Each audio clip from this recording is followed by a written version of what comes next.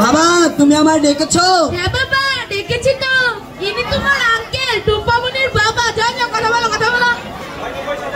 আরে বাবা গো, আচ্ছা বাবা যাও, বাবা যাও।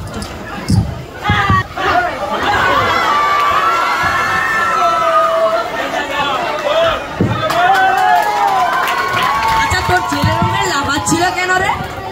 আরে লাফাচ্ছে না তো, সে তো মার্শাল আর্ট শিখে, আমি লাখ লাখ টাকা খরচ করে তাকে মার্শাল আর্ট শিখেছি।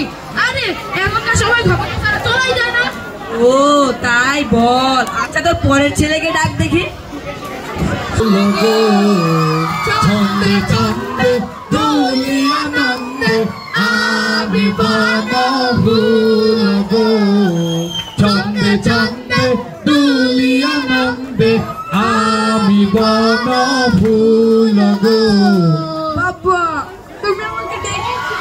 হ্যাঁ বাবা ডেকেছি তো, ইনি তোমার আঙ্কেল টুম্পামনির বাবা। যাও যাও কথা বলো। আসসালামু আলাইকুম আঙ্কেল। তুমি অনেক কিউট। আমি বনভূল গো।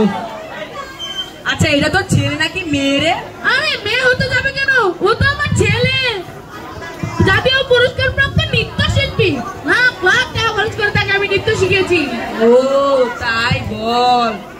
ঠিক তোর মতো। ঠিক তোর মতো, হ্যাঁ ঠিক তোর মতো আমার কাছে তোমার রবীন্দ্র ছেলে আছে।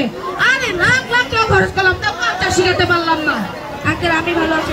আঙ্কেল আপনারা গল্প করেন, আমি নাস্তা নিয়ে আসি। দাঁড়াও দাঁড়াও দাঁড়াও। আচ্ছা তোমার